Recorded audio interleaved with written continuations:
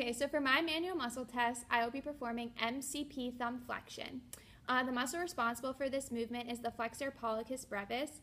The origin is the capitate and the trapezium. The insertion is the base of the proximal phalanx, and the innervation is the median and ulnar nerves C8 to T1.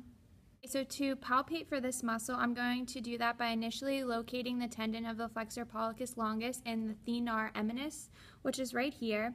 And then I'm going to palpate the muscle belly of the flexor pollicis brevis right here on the ulnar side of the longest tendon in the thenar eminence.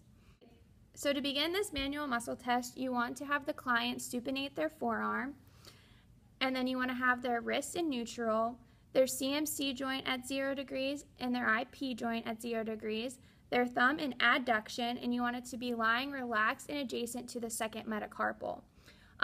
As a therapist, you want to stabilize the first metacarpal firmly to avoid any wrist or CMC motion, and the other hand is what is going to be giving resistance to MP flexion of the proximal phalanx, and you're going to be doing this in the direction of extension.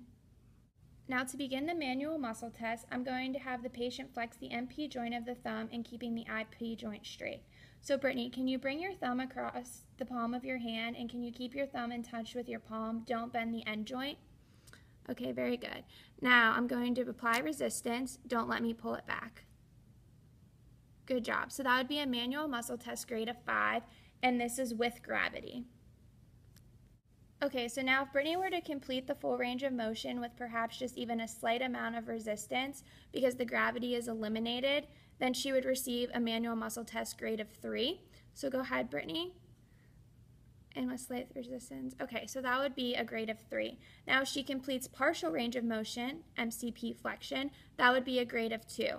And then like I showed you before where you palpate the muscle, so she returned back to neutral, and she tried and she tried and she tried, and I could feel just a little bit of contraction, that would be a grade of 1. If there's absolutely nothing at all, when I ask her to flex her thumb, that's going to be a grade of 0.